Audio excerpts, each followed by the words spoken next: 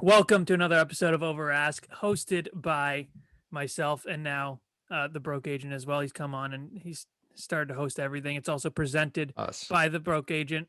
Yeah, hosted by us, presented by the Broke Agent. Today we have a extremely special guest. We're excited to have him. We almost didn't have him because we had so many technical difficulties, but Jason Pantana is in the house. He's a coach, speaker with Tom Ferry. We are so excited to have you on, Jason. Thanks so much for being here. Man, I'm excited to be here. I love both of y'all's content. So thanks for having me. This will be fun. I'm looking forward to it. Absolutely. Yes. Yeah. Well, yeah, I appreciate it. That's amazing to hear from you. People who don't know you, can you give a quick elevator pitch? Who is Jason Pantana? Sure. Jason Pantana. I live in Nashville, Tennessee with my wife and two kids. I'm a business coach and speaker with Tom Ferry. I've been working with Tom for about the past 5 years. Love the company. I lead events that tend to focus around marketing, all things marketing, mostly social and digital marketing. And I coach about 40 clients personally of Tom Ferry coaching clients. So my life is just every day, all day. It's about helping agents, teams, in some cases, firms, brokerage firms, just really level up their businesses, specifically using social media marketing style tools to do so. And that's a nutshell of that's me. It's enough of me. I didn't know you were in Nashville. I am. I live in Nashville.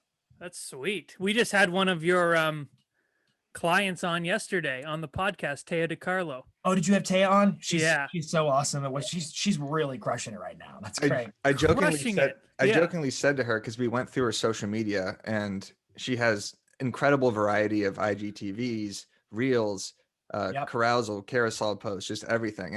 And I said, like, who's your coach, Jason Pantana? Because I see you preaching all of this stuff on social media. And she said, actually, yes. I don't know if that's a private thing that she's your coach. So no, it's really a privilege to get to coach her. It's true of all my coaching clients. And I can't take sole credit. Like, I've had influence in what she's doing, but man, she's a rock star in what she's doing. One of the best I've ever seen in terms of just being on video and crushing it with her marketing. So that's really a privilege on my part to get to coach her. The fact that she gave me any credit by even naming me is something that I'm humbled by. Yeah, that's what we said. It's like a picture perfect real estate profile for social media. She's got it all. She's got personal, business. She's doing the reels, IGT, everything. I mean, it's really good. She's an agent influencer, and that's a lot of what I preach and talk about. Just in general, is this is a relationship business, and so because it's a relationship business. And we use social media as one of the primary channels, especially over the past 12 months, to communicate with sphere of influence contacts, past clients, people who don't know you, they're moving to town or whatever it is. And so you got to be able to put on display that brand that is you. It's a relationship business. And Taya does, and among other folks in our ecosystem, like Glenda Baker, I'm thinking of Scott Sacken. I'm thinking of so many amazing clients who do really just that. They put on display their personality, their brand. And people are like, hey, I know you, I like you, I trust you, I want to work with you. And that's the name of the game. It's an agent influencer world that we're living in right now. Right. So you started with Tom 5 years ago? I did. Yeah. Okay. So how did you get hooked up with Tom? And how has your coaching kind of strategies changed? Because a lot has changed in the 5 years. Sure. In the business. So how did you get hooked up with Tom? So, how has coaching changed? I got hired by Coldwell Banker Corporate, Realogy, in 2013. They reached out to me. I was living in Nashville, and they brought me on as their director of learning for their headquarters for the franchise brand side of Coldwell Banker, which was an amazing opportunity. Great people, wonderful company. I moved up there, and I was responsible for a lot of the live learning. So like we did our national conferences, our regional events, and they had me out on the road speaking, emceeing, hosting, things like that, but also planning a lot of the events.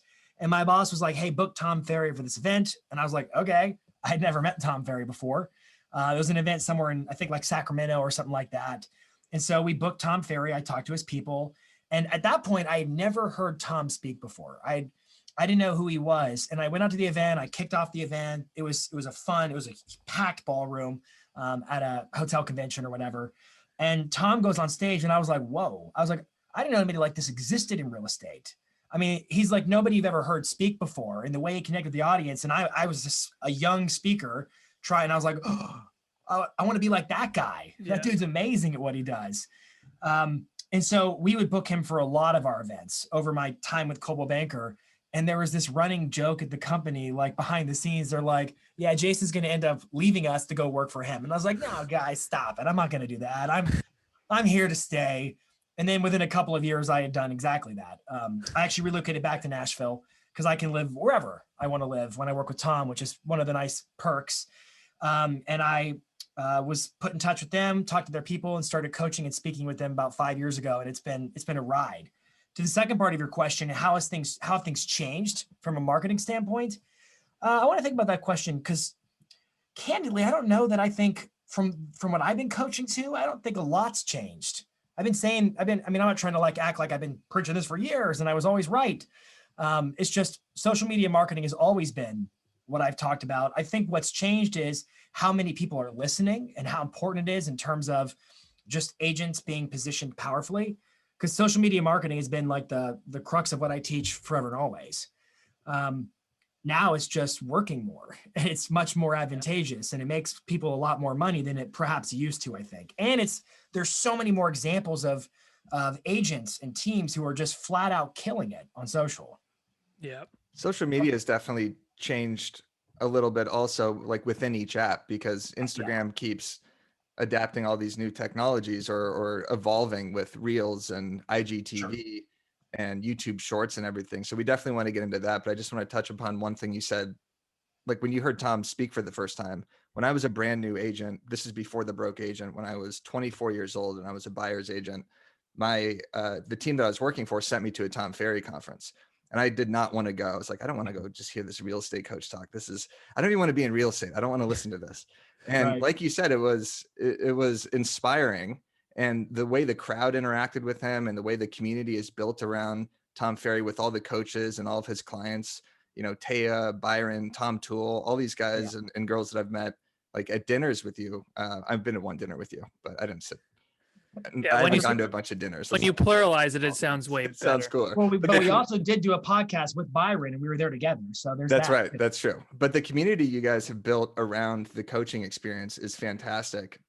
And then also just the way the crowd gets so fired up. He plays Zombie Nation. It's like a playoff game beforehand. People are jumping up and down, going crazy. Matt, I don't know if you've seen these videos, but I've never seen Tom live.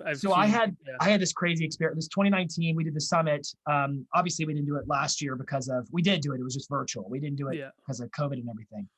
In 2019, my wife and kids flew out. We were going to do Disneyland after the event was done. So they had never been to an event. They had never met Tom. They'd never gotten to really see what I get to do.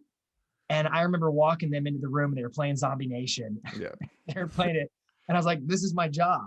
This is what we get to do. And it was freaking awesome. 6,000 agents going nuts. And, when you talk about 6,000 agents going nuts, that sounds really boring. But then you send the 24-year-old agent is like, oh my goodness, the potential is unlimited. I can be a part of a network of people who inspire me, who are all motivated to achieve the same types of goals as me. And I think it empowers you to really make the most of this business. Yeah, there's nothing like Tom Ferry coaching.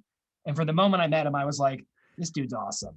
And I think that's just been with everybody. Anybody who meets him, all of his coaches, they rally around him because the dude's awesome. Yeah, he took an interest to the broke agent early on also, because we started this in 2015 and I was making fun of real estate coaches consistently because it's just an easy topic to do. It's just like a bunch of like fake motivational people just, who possibly didn't sell real estate are all of a sudden real estate coaches. Like what's going on? Well, we'll get into that too. Which is happening a lot. Right, of course. Yeah, well, we're going to get into that, yeah. But Tom had such a great sense of humor and reposted some of my content and then invited me into his office and has been kind of like a mentor throughout this journey of content creation, and just having the backing and knowing that someone that's so successful in the industry has supported the broke agent has been incredible. And then also just interacting. Start the broke agent 6 years ago.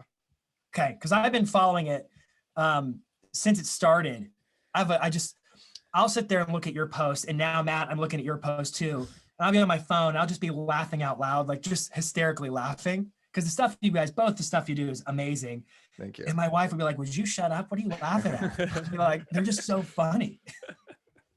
So I'm super grateful for the work you guys do. It really does bring a fun sense of humor to our industry. And if we can't laugh at ourselves, what's the point? We should be able to laugh at ourselves. Exactly. But you've been You've been doing, yeah, like a lot of social stuff. I love watching your profile too. A lot of people think I'm just like, and Eric too. I mean, there's a misconception that we're just like, joke around all the time, Assholes. but yeah, assholes. But we love seeing like great, like educational videos and just good content in general. So you do Right. that so awesome. And Thanks, man. clearly, we just had Tay on, like I said, and it's rubbed. I know you are not taking credit for it, but I'm sure there's been some inspiration there. And I think it's cool to see because a lot more agents now are really, like you said, seeing the power of social media and They what it are. can And like, really and do. that's being a coach. Being a coach is, I'm on the sidelines, not to use the sports metaphor stuff of coaching, but it's applicable, obviously. I'm not the one on the field, quote, quote, sports metaphors. But, you see these, and that's what I like about Tom Ferry's ecosystem is there's so many amazing agents out there doing incredible things. The ability to kind of gain that inspiration and see what they're doing and rip off and duplicate is just further easy to do. And so when you're coaching, it's like, hey, try this, try this. There's just lots of options, which is why I can't take credit for all this stuff. Right. I can point and say, you should do that, but then they go do it. And that's the end of the story. Yeah, absolutely. It's just crazy. Like I had a reel, like my last reel just got 60,000 views. And I always say to people, like, go knock on 60,000 doors, see how that goes for you and see how long it takes. No kidding. No So, kidding. Yeah. And reels, I mean, to Eric's earlier point, like reels are just, they're special, but Instagram's always evolving their content mix, which short form video has been, I would say, probably the latest emerging need for a media format that conforms to short form video like TikTok, Reels. YouTube Shorts is currently in beta, so it's rolling out. I think it's only a matter of time before all the other major platforms adopt some type of a multi-clip short form video content thing or another. So it's always an ever changing, evolving subject matter. And I would say that the role of video, I guess going back to your earlier question, what's changed is I would say the inescapability. I'm not sure that's a word, but the inescapability of video has certainly changed. I remember there being a point of me just kind of thinking contemplatively, like, why do I talk so much about video? Why do I, and they're real estate agents. I'm talking to agents and I'm talking to them like they're Hollywood actors making videos. But then it's to your point, Matt, like go knock on 60,000 doors and then report back to me on how that goes. And you quickly realize why video matters so much because it is the format of choice for every social platform there is out there. And if that's true, when we know social media is the place to really build your brand as an agent, then it looks like you're out of room to make any kind of choices against doing video. You've got to be all in on video. And that's why it matters.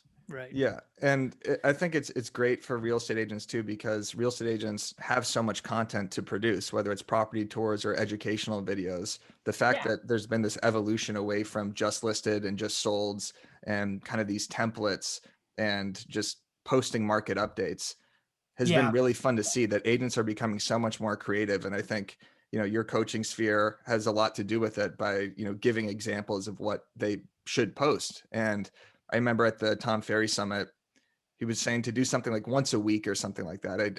I'm not doing a great job of describing this, but I remember Carrie White did this where she's doing her IGTVs every single week and she has Carrie TV. Taya has Taya 2 Cents, and everybody's kind of creating their own little media company and their own shows.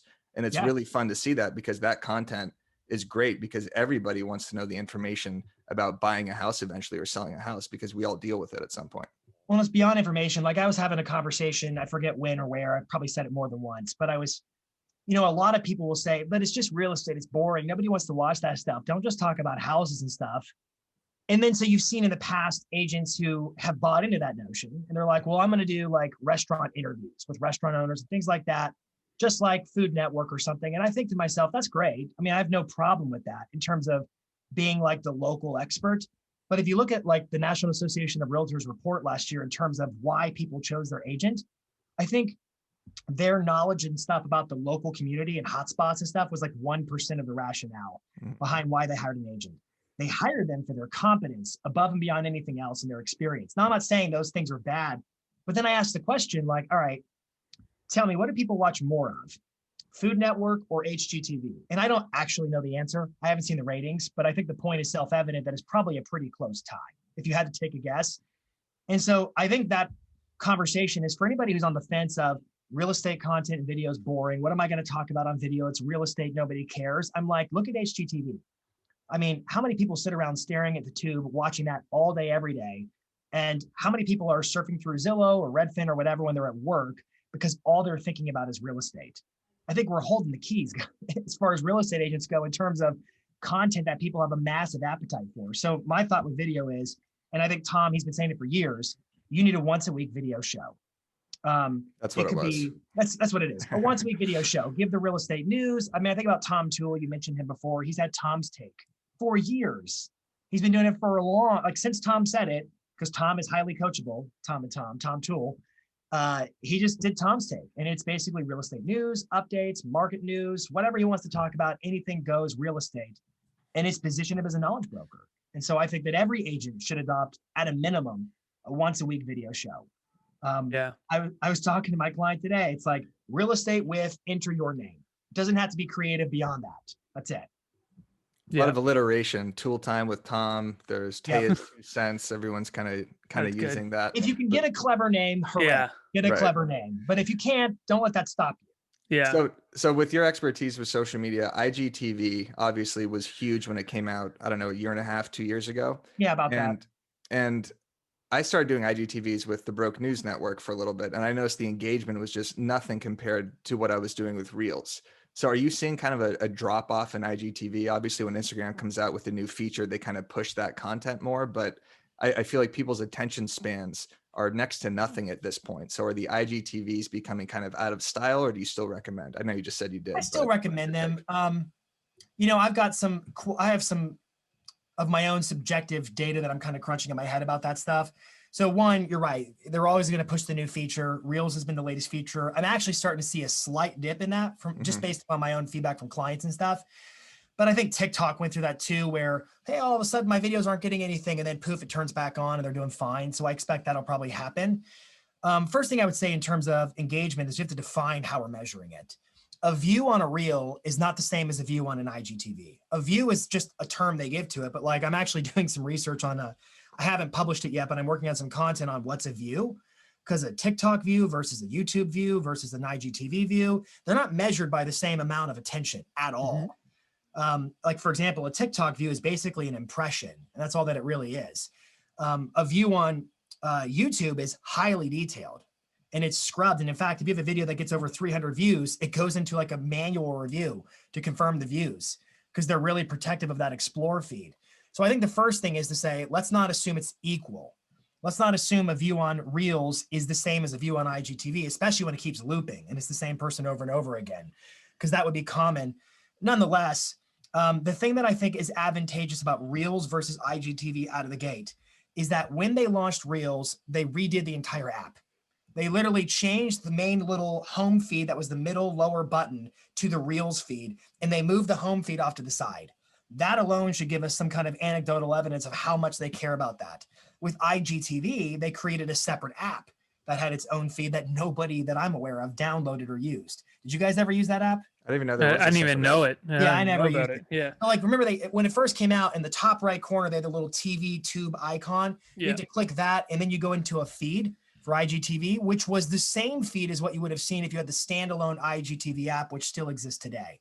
So IGTV, which is why I always say whether it's a reel or an IGTV, you got to press that share to feed button when you're uploading so that it goes to the main home feed, because that's where your followers are likely to see the content. But Reels out of the gate gives you potential exposure to a way wider array of an audience. Notwithstanding, IGTV and Reels and Stories and Post from the main feed are still all going into the Explore feed. So the Explore feed, like if I look at my analytics, the Explore feed is still a chunk of all my viewership. And stop me if I'm going too fast or too deep on this stuff. Yeah, this is great. But I think with IGTV, I would say, yes, it still matters. Like, for example, you mentioned Taya's 2 cents. Well, that's IGTV. Now it's IGTV shared to her feed, and we basically have an Instagram to everywhere strategy, which is what I typically promote. I tend to see Instagram, this is just my own point of view, as a home base for content. And the reason I see it that way is because A, that's where I've got the biggest following. So this is self-serving. B, because Instagram has a wide product set. They've got their long form videos for IGTV, which I could argue this has been a defensive evolution for Instagram from the get-go. When Instagram came out, it was a photo filtering app. And look how they've evolved. And given their parent company of Facebook, I'm not surprised to see that evolution. So they launched Stories to compete with Snapchat. They launched IGTV to compete with, I would say, YouTube/Facebook Watch. They launched Reels to compete with TikTok. This is what they tend to do. They've got their guides that they've launched that I'm not really sure who they're competing with other than Pinterest, perhaps, which probably is true. Probably Pinterest is who they're competing with there. They're trying to be the end all be all social networking app.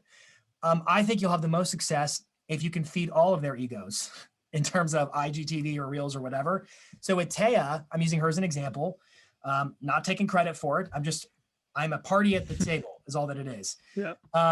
She's got Taya's 2 cents, which is her IGTV first, distributed everywhere, longer form pro tip series, 1 to 3 minutes long. So it's made for IGTV. And then she's got Taya Tells All, which is the newer series we started earlier this year, given the rise of, actually it started with Glenda Baker. Glenda Baker was freaking killing it on TikTok. She had a series called Sugar Spice Real Estate Advice.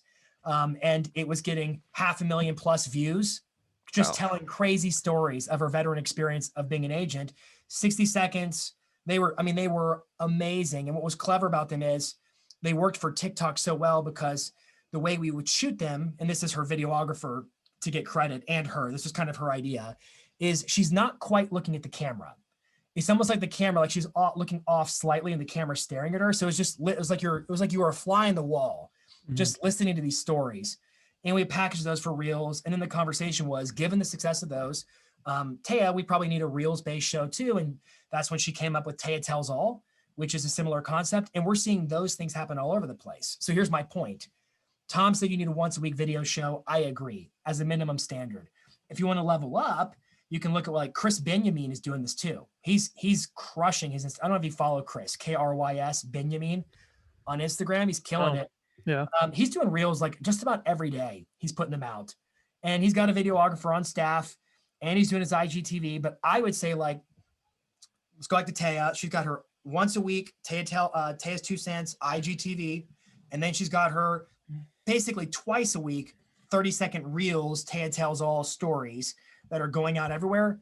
And she's basically appeasing every feature that Instagram cares about. And that's why she's growing rapidly. I mean, she's growing rapidly. Yeah. And it seems like, I mean, the Reels are good, like you were saying, to fetch new followers, new people who might not have come to your page. And then the IGTV and the longer form video is kind of like, okay, the more loyal, okay, we're here because of you. And now we want this because we like you. We want the more. And I think, Eric, you were making the point, like, are we seeing an attrition of attention span? Reels are only 30 seconds. We're seeing that, like, people just won't watch IGTV. I don't know that I am. If I was basing it off of me alone, I don't have any stats on hand to support it one way or the other. You know, it's funny. I just posted a video the other day, and typically I do a teaser to try to drive people to the YouTube video because I've operated under the assumption that the content is too long and too detailed for Instagram. And yet I didn't have the teaser and I pushed it out anyways. So I gave the full video on IGTV on Instagram and it outperformed. So I'm like, I think it depends. I think just mix it up and let it roll. I think Matt and I have talked about this before, but one of the main problems with IGTV is you have to click away from it. So, you know, you have that 15-second and then you have to do another click. Keep so you watching. Still have to say, and then also if you exit out of the app, and this actually happened yesterday. Yesterday I was doing push-ups, 300 push-ups. And I was listening to you. I don't believe you. But well, I mean, over a time period of the day. Of what, 3 days? No, the entire day. Okay, cool. That's still 100 push-ups a day. Yeah, all right. 300 a day. And I was actually listening to your IGTVs, and you do a great job at 15 seconds. There's a little music right afterwards, and then it goes to the actual video. But same thing happened to me. I put my phone down, started doing the push-ups. It logged off the app, or it just like went away. And then I couldn't hear what you were saying. So I actually went to YouTube because YouTube could still play in that app. So I think that's a major problem with it, is people's attention spans, not necessarily with the video itself, but even when you're watching a video on YouTube, I'm scrolling through Twitter. I'm looking at Instagram. I'm on like 5 different apps at once. I'm checking my cryptocurrency five times every single minute. So there's just so much that I'm doing that I feel like if somehow IGTV could implement that feature with YouTube where you could still listen to it or watch it, that would be beneficial. That would be good. It's a clever idea. We should tell them about that idea. Yeah, exactly. Yeah. I'm sure they'll be listening to this. Yeah, they'll listen. Yeah, but I think it's reason why you should be just like, I know a lot of people are like, no, you got to create content unique for YouTube and content unique for Instagram. And I'm like, no, you got to sell houses and you got to have a life. And so I'm more interested in creating your content and then distributing it everywhere, optimized for each respective platform, and let people pick and choose where they want to consume. That's my vantage point. Yeah. So what's the angle, do you think, with shorts now? I know Eric had a couple, he wanted to dive more into shorts as well, but yeah, what do you think they're growing our YouTube channel for sure? Yeah, but what's their angle, because they're the main place for long form video. Why do you think they're rolling this out now? And do you think it's beneficial to get onto it? Well, I think so my answer is purely conjecture in terms of why I think they're doing it. What I know is I know they're beta testing in India and a couple of other places right now with YouTube Shorts at the time we're filming this.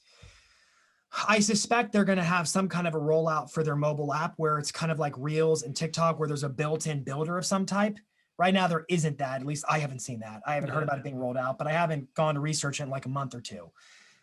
So right now, the only way we can here in the States or North America can pretty much upload shorts is in your title, you literally say hashtag shorts or hashtag short. It can be singular or plural. It'll pick it up. And their system scans through it and automatically playlists it on your channel in shorts. And it's only visible in mobile, or if you go to all video uploads, you can see it there. I've had some people say, like, I think it's a little tacky looking. It messes up your channel on desktop to see these like vertical only letterboxed kind of videos. I'm like, whatever. That doesn't bother me per se. Yeah. I would suspect they're doing it to compete. I mean, I think when you look at what TikTok's doing, the rapid, insane growth, they didn't feel like they had to compete completely with Snapchat, only they did offer that shelf where it was kind of like story-esque stuff. And then it's now evolved more, where I think it's sort of along the lines of they've got to be ready to compete with short form vertical content. Yeah. There's an insatiable appetite for that. And I think what's interesting about TikTok compared to other platforms is that it's also, there's a lot of how-to on TikTok. You think about like Facebook and you think about Instagram, you think about traditional social networks, and they're social networks. I think YouTube, and this is again just me speculating, YouTube has really owned the search bar. I go to YouTube I might look at the explore feed and browse features and just see what's popular and whatever. And I might be subscribed to channels and get alerts. And maybe I'm a belled subscriber to some channel and see their stuff, but it's owned by Google. It's the second most popular search engine on the planet. They've owned search. And if they intend on maintaining that position of supremacy of all things search, now they're up against TikTok, where people are going to learn things. Like I have people I follow on TikTok where, and I'll admit I'm not the most active on TikTok in terms of content, but I do follow people on TikTok. I get a lot of quick little hacks and ideas. So that's a thought about why. Eric, you look like you have a thought. You want to chime in? Well, no, I agree, because I search everything on YouTube, everything education-wise, everything I learn about social media, I search on YouTube. And TikTok is great for education because people on TikTok teach you about TikTok on TikTok, about how to get more views. I follow some guy, I can't think of who it is, about hacks that I didn't know about for my iPhone. Yeah. And he's got, tons and tons of followers and stuff, but I'm like, I didn't know you could do that or that or that. And so there's definitely this how-to-esque thing. So I think it makes sense for YouTube. And I also think they're trying to give reason to their mobile app, because that's the other element here is they're mostly a desktop-based platform.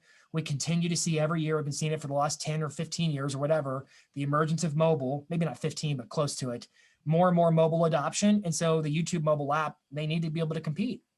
I think this is strictly, it's a defensive strategy to compete and maintain position. That's my thought. That makes sense. And we wanted to pick your brain as kind of a free coaching session with our YouTube channel. So we've done 20 episodes now of the Overask podcast.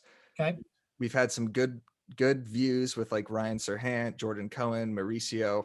And, we think these are kind of name driven, but Absolutely. We're not getting consistent views on YouTube. And we're getting kind of like less than 100 on some of these. On some, yeah. Most people listen on Apple or Spotify. That's where we're finding most of our stuff. And our Instagram's growing, despite we don't actually have reels on our Instagram page, on our Overask page. It's like a weird. It's a glitch. Yeah, it's a glitch that happens. Have you heard of this, Jason? Where an Instagram just doesn't have a feature? Yeah, we don't have reels. We don't have reels on Overask. I have heard of it. I'm trying to remember what it was. I looked it up. It's usually, which one didn't have it? Who was it? Our Overask podcast page. Instagram. What device did you download the app on? Is it on one of your phones? Yeah. Is it, I'd only heard about that through the lens of typically you haven't updated the app or something like that. I Googled it, and it was usually you have to update the app. But if you have the updated app, that's a little bit funny. Yeah, it's frustrating. I don't know. It's weird. Yeah, but for a YouTube channel, we're doing we haven't done thumbnails yet, so we're getting all of, that's why we asked for your headshot. So we're trying to get thumbnails and trying to have like a more explosive image that actually captures the audience. But what's the strategy with hashtags, posting time? Like, how do we get more subscribers? How do we get more? Yeah, so I'm looking at your channel now. So this Dan O'Neill podcast you guys did had 2.1 thousand views a week ago. What's up with that? He shared it to his Instagram story. I share it to my Instagram story. He's got a huge following. So all the traffic was people clicking in to go watch it based upon that. Yeah. And I'm trying to direct people more towards Apple Podcasts because that's how most people like to listen to podcasts. Yeah. So I'm not doing swipe ups for the YouTube. Yeah. So I think that has something to do with it too. But I just thought, like with YouTube, if you post consistently, that you start. No, I see some obvious things here. So like I'm looking at your channel. It's on the Broke Agent's channel, so it does not have his own channel, which is fine. But YouTube's going to start to gather a sense about who you are. So I'm not clicking on the about. I haven't updated this in a while, I don't think. No, you haven't. So it's like, but you have it there. I would ask you a couple of starting questions about the channel itself. Is who does YouTube think your audience is with your channel? I was having a coaching session this morning with one of my clients, and we were talking about this because he's got content that can go like, he's like a fork in the road of content where he's got this influence, but then that influence, agent facing influence, but then consumer driven influence. And so we're asking the question on YouTube, are we creating a confused YouTube? Because YouTube's trying to figure out with its browse features, explore features, and all that stuff. It's not just YouTube search, it's the other stuff. Does YouTube fully understand what kind of videos you make in your channel so it knows where to throw them up on the main home screens and stuff like that? So your description matters. The other videos speak about what each video is about. If you have some videos that have like a ton of views and the other ones don't, YouTube's likely to start forming a bias of what your channel is about based upon those heavy hitter videos. Your channel tags, how you tag your channel matters a little bit. But really, let's talk about YouTube in general as a search engine. I think for anybody trying to break into YouTube, which includes me, I'm putting a podcast out next week with Andrew Can from TubeBuddy. I learned a lot from that guy during that interview, a lot about YouTube. So YouTube cares about a couple of main things in terms of its search side of it, because it is a search engine predominantly, and it also has some social features like the Explore feed and whatnot. They care about two metrics. They care about click-through rate, and they care about retention or watch time. So for example, if somebody does a search for Over Ask Podcast, and let's say that maybe 5 of your videos rank at the top of that search, and then some other video ranks. So I scroll past all 5 of your videos and I click on somebody else's video. I am signaling YouTube that they should not have ranked your videos on those keywords. So just like Google, it's keyword driven. So what entices somebody to click boils down to the title. Does the title grab their attention? Does the thumbnail grab their attention? Does it reinforce that, yes, I should click this open based upon the relevance of it and my search? So I would say, like, you got to level up your thumbnails. You need to really crush it with your titles. Your titles should have a clear keyword. If you're not using TubeBuddy as a tool, I would totally go get it. TubeBuddy? TubeBuddy. It's a browser extension that integrates into your YouTube, and it can give you all kinds of SEO about YouTube. So for example, I could type in a search in the YouTube search bar, and it can tell me how many videos are there for that search, what order do they rank in, where am I likely to rank if I make a video for that search based upon my channel. It can tell you all those analytics, and it can help you optimize your keywords. And it can basically say, hey, this is a low search, but nobody's made videos for it. Or it can say, hey, this is a high search, and there are tons of videos for it. And it can tell you like the sweet spot of you're looking for a lot of search activity and not a lot of people making videos for it, puts me at the top ranking position. So I would say, like, do some SEO or some search analysis on, like, right now you're calling these things Over Ask number 18. Your only keywords is the Over Ask podcast. We're trying to be like Joe Rogan. We looked at the Joe Rogan experience and we were like, how just we figured we're like kind of right behind Rogan. So I guess the thing I would say is Joe Rogan has it all, and the fact that it's Joe Rogan. Oh. So by the time his keyword is so freaking strong, people are searching for it. You know what I mean? Like Gary Vee can get away with that too. Tom Ferry can get away with that. I can't. Mm-hmm. Yeah, people can't even pronounce my name. The Broke Agent can't get away with that at this point. I mean, clearly, look, we're getting 40 views per episode on our YouTube. Yeah, here, so. there is demand for you. People talk about you. You're a known quantity. Perhaps Yeah, me mostly too. Instagram, Do people but say good drugs things? on Do that. people say Me good too, things? right, guys? Do people say good Absolutely, you things? too. Absolutely, Matt. Matt, you're like the up and coming man. Like you've come in really fast. I come in Everybody, like hot. your content. People are talking about your content a lot right now. Oh, At least in my awesome. little circles. Sweet. So I would say like you got to name these podcasts. But- I would adopt a nomenclature where it's like keyword, do a little pipe, and then over ask number 18, over ask number 19, that kind of a thing. Okay. Um, your tags, when you do the video tags, they should not like, don't try to add things that aren't in the title to try to reinforce it. That confuses YouTube. You want your tags to only support the title. Does that make sense? Yes. Yeah. It's Otherwise, kind of like you're how wait a Instagram minute, is it hashtags about are. this or that? Yeah. Yeah. So I So- should take out the little Nas X Montero hashtag that I put in our last video to try to capitalize on his stature. Okay. If that's your takeaway, yes. Yes. Okay. Got it. Got it. That's that would awesome. be this kind of a Spamish behavior, or maybe it makes YouTube scratch their head and think like, is this really about this? Because YouTube's a search engine more than anything. They care about ranking videos that support what the user's searching for. That's their relevance proposition. Yeah. So click-through rate matters. That means good-looking thumbnails. People click it. But then the other thing, the other side of the coin is how long are they watching your videos? If somebody has clicks your video to watch it and then they bounce after 5 seconds, YouTube's point of view is, whoa, this video did not fulfill the promise it must have offered based upon the title and the thumbnail. Therefore, we're going to demote it. So you got to really watch, are people hanging in there to watch your videos, which means you should be protective of where you promote these YouTube videos. This is the thing I've been thinking about is, look, clearly, just like you, I'm going to get more traffic off of Instagram than anywhere else. However, I would argue that the general point of view of somebody on Instagram or Facebook is they're scrolling, they're not searching. And because they're scrolling, they're probably not looking to park for too long on any one piece of content. And so if I quickly link them over to my YouTube channel with that mindset of I'm going to give this 5 seconds and then bounce, that actually probably hurts me more than it helps me. Does it make sense? Makes sense. Yeah. So it's really, Jesus. it's watch time and it's click-through rate and all the things that lead into that. So, okay. Good looking thumbnails. So, Killer Eric. titles that are clear and concise. Don't try to confuse keywords. You can Okay. tell me to write this down. I know. I mean, we could just rewatch this episode. We'll You know, rewatch I it. feel, No, I I feel was like you're just my saying- golf coach telling me a bunch of swing thoughts right before I This even is snap incredible. hook it Do we out of have to? bounds. Do we have to I'm Venmo spoiling you? my Do we own have to pay you podcast for next this? week with Andrew Can. This is all I'm at. I'm just This spoiling This is it. this Do we is need to such pay good you? information. Do we need to pay you for Yeah. this? I don't know. Should we wire you something or No, it's Just free let me sell coaching. coaching at Incredible. the end, we'll be free good. coaching? Okay, cool. Well, that's great information. I just want to go back. Eric, Jason was saying everyone's talking about me right now. No, yeah. What? Yeah, I the wanted to hear. You Instagram said coach. everyone's talking about me, Jason. Are they saying No, good Aaron- things? No, me. Clearly- You said. Yeah, but he said me first, and they said that your content's doing No, great. but you've Everyone's been talking around. about it. You've been around. He I said, know, "I'm but I an just want to up-and-comer." make sure, Jason, when people are talking about me, are they saying good things? Or are they like, I don't know what that guy's doing? No, they're saying great things about you.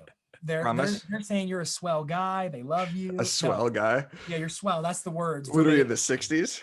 Yeah.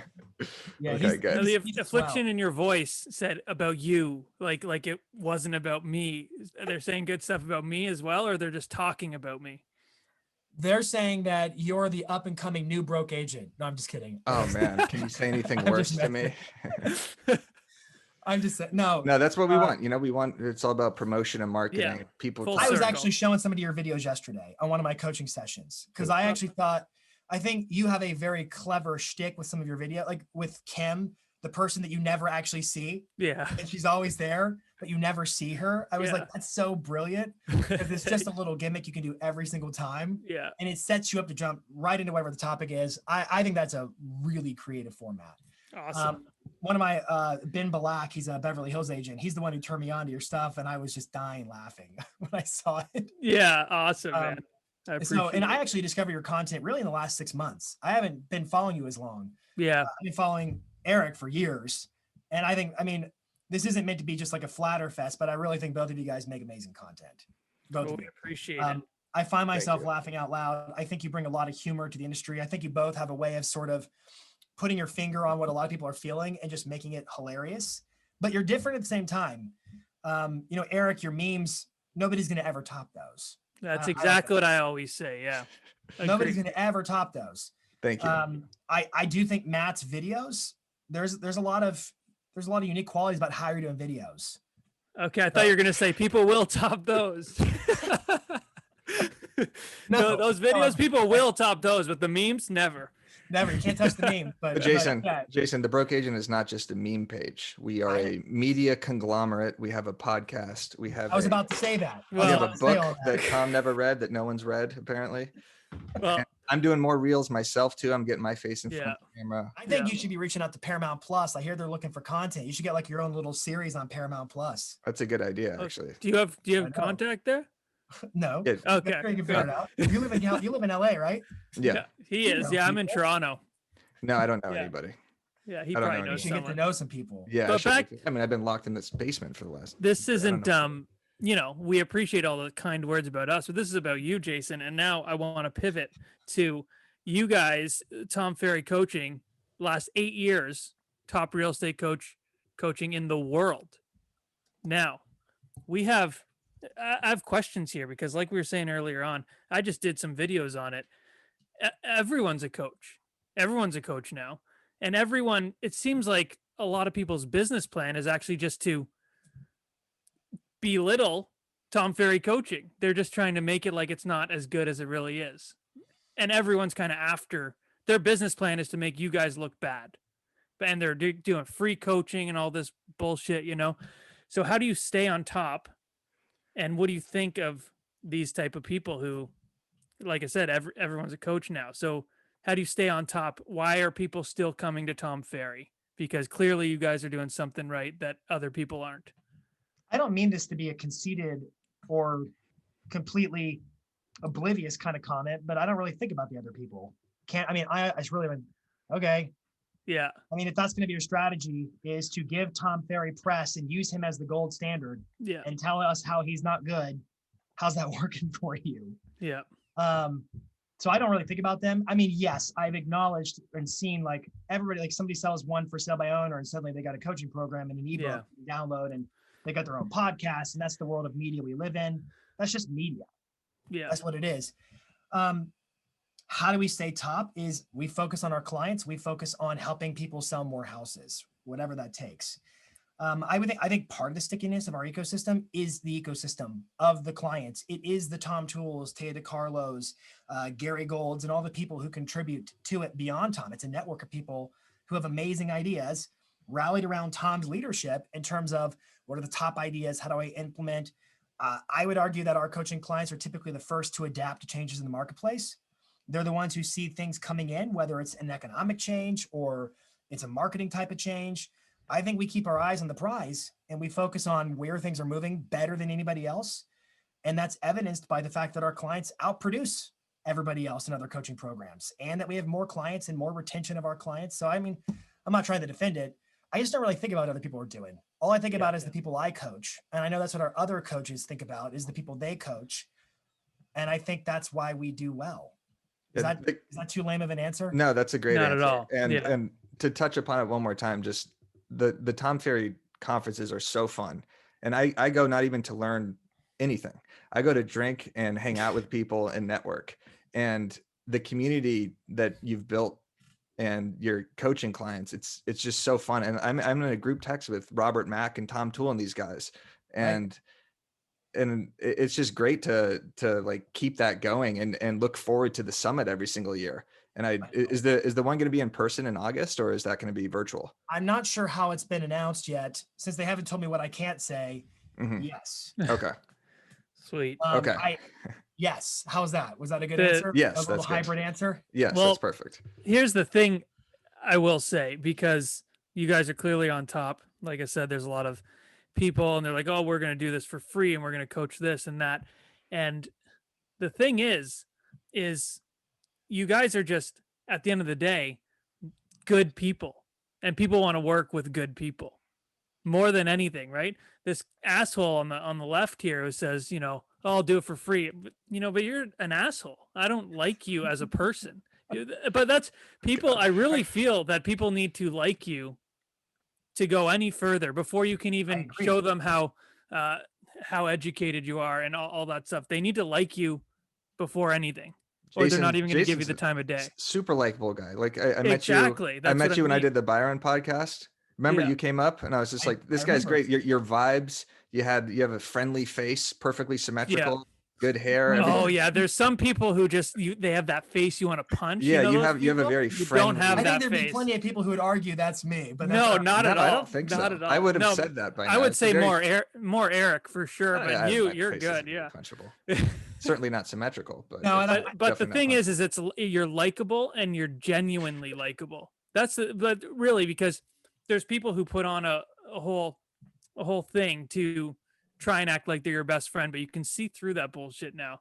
You're a genuinely nice person. You could tell. Yeah, I want to fly out to Tennessee and live with you. I agree. I don't know if you can live with me, but you can hang out. I'll just I'll just kind of get a shadow restraining you a little order. bit. Look at what kind of hashtags you're putting on YouTube, that type of thing. Yeah, maybe we could play. Maybe we could play catch or something. throw the ball around.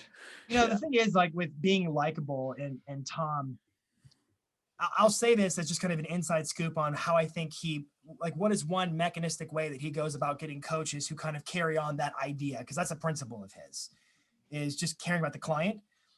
Our number one metric is coaches, and there's like 150 plus coaches of Tom Ferry. Our metric that we get graded on the most is client retention.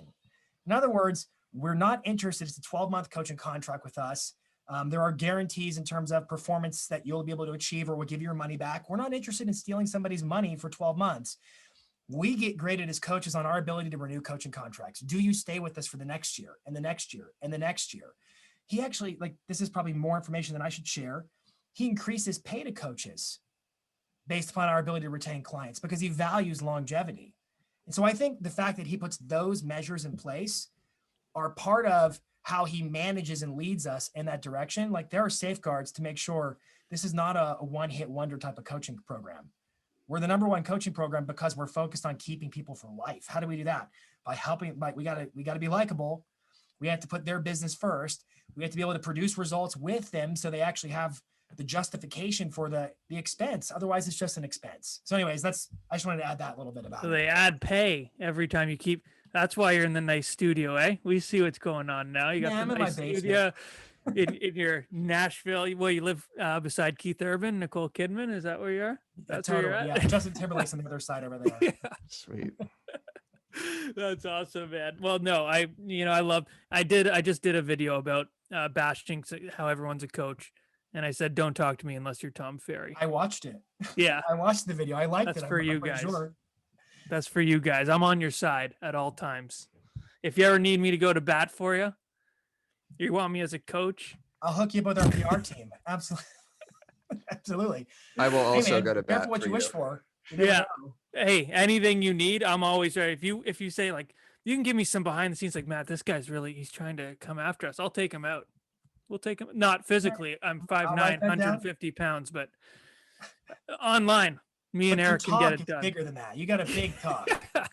It's really bites. I got some big talk. I got Matt, some you're constantly making us look soft in these podcasts. Every time we bring up fights or anything, we talk about what cowards we are. I wouldn't fight. I'm not going to go fight someone if they don't like Tom Ferry, but I will go to bat for Jason and Tom. Yeah, with any our day words. of the week. We will verbally blast them on social media. That's what we're saying. It's good to know I got you in my corner. Yeah. Words go a long way these days, man. Yeah, exactly. That's where the real muscle is. We'll do it tastefully. Oh, I'm sure. Yeah. I'm sure. That's awesome. Jason, I mean, this has been one of my favorite podcasts, I think. There has been so much knowledge. I feel like we should pay you. This is incredible.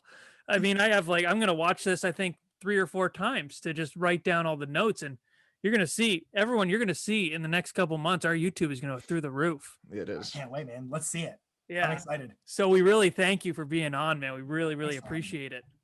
It's been a pleasure. Thank you very much. Love what you guys are doing, and wishing everybody listening or watching very good success. Thanks, you. Jason. And Eric, you can ask your final question that you ask everyone. Yeah. Hey, Jason, where can the people follow you? I am on Instagram, YouTube, Facebook, Twitter, across the board. Jason Pantana, Pantana. Love to connect with you there. Shoot me a note, DM me, and let me know how I can be a resource. Amazing. It's a great name too, Jason. I was just saying, Pantana. You sound like a starting pitcher for the Rockies or something. Well, the thing is, you should get a shirt done in the Pantera logo. Do you know how many growing up, we'd be like Applebee's or something like that, and we were always Pantera, Party of Four. Yeah. That was my life growing up. So get that in the font, the Pantera font. I'll wear that. What if we were wearing You know what? That could Jason be my Pantana payment. jerseys? There you That go. could be the payment. All right. Right there.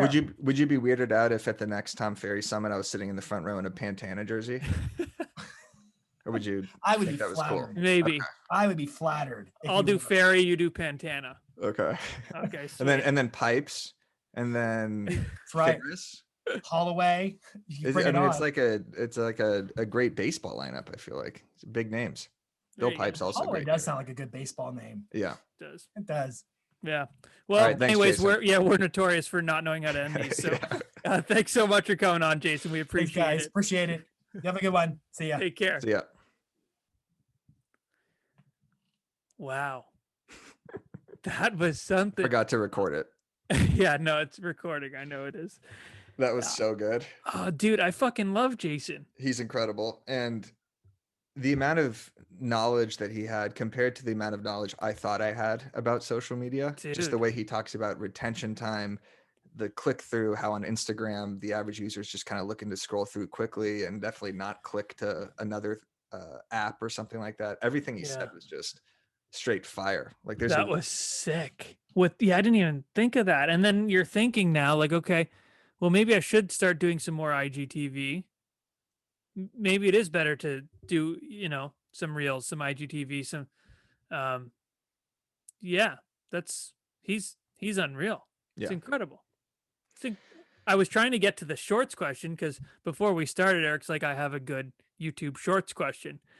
And then we were talking about social media for fucking seemed like an hour, and you never came out with the shorts. So I was trying to lead you into it, and then eventually you never went. So I said, "What's your angle on shorts, Jason?" Well, no. The conversation was flowing perfectly. It was flowing, but I thought you were going to get into the shorts. I wanted to get into the YouTube building question, which I did. You got into the short section. So I wanted him to help us with our YouTube channel, which he certainly did already. Yes. And I am actually going to watch this back and look at that. What is that? Dude Buddy or Buddy Tube? Whatever the hell that is. It sounds like a porn site or something. Tube Buddy. Tube Buddy. Okay. Yeah. That could be a dangerous search. I don't know what that is. I was going to say. That was good. Well, I mean, I think for everyone listening, if you are looking for a coach, and this, they're not asking us to say this, clearly the guy has his fucking shit together. Jesus. He definitely has his shit together. Like he's so knowledgeable. Yeah. Dude, like, I mean, and you can see from the success of he's very humble, but you can see from the success of his other agents that he's coaching, like Taya, stuff like that. So, I mean, I would definitely, we'll put some links in the bottom, right, for the Tom Ferry coaching. Yeah, we will. And in preparation for this podcast, I was watching all of his content. He gives, like, you actually should follow him because he gives a lot of this information away. Yeah. So he has on his IGTVs, he talks about how to do Facebook ads. He talks about Instagram reels. He gives you ideas. He shows you examples. His YouTube keynote or the Dippy Deep Dive. Dippy Deep Dive. I'll be glad to never say Dippity Do Gel. Yeah. Yeah, exactly. But that was, I mean, I knew it was going to be good just because his focus seems to be content, and that's what we like to talk about. But that was beyond expectation. It was a fresh look on things that we haven't talked about before. Yeah, because usually we're the experts. Yeah, which is scary. That is scary. I mean, I think I'm going to cancel my Reels ebook after that one. Took us to school. Yeah, that's coming soon. That'll be out in October. It's been coming out next week for the last 40 weeks. I know. I've been waiting for it. I heard I got a full page in it. You did? A full page? Not a full page, but okay. I provide a ton of examples of real estate agents that are doing different things on Reels. Taya's on there. You're on there. Peter Torkin is on there. Nice. Yeah. You'll be happy about that. He won't give a shit. He won't even know. Yeah, I'll tell him. Okay, cool. We're gonna have some cool, and we have some cool guests. I know I keep saying it, but we have some cool guests. And once we stop recording, I'm gonna talk to Eric about booking some cool guests. Just tell me now. We're recording. No one can know. Are they in the real estate sphere? No, I haven't really. It's just people we've been talking about. Oh, okay. The Yeah, it's Jonas Brothers. No, I knew. Yeah, Post Malone. Right. And yeah, Lil Tekashi Nas 6ix9ine. X. Yeah, exactly. Imagine we had Tekashi 6ix9ine on here. Like just.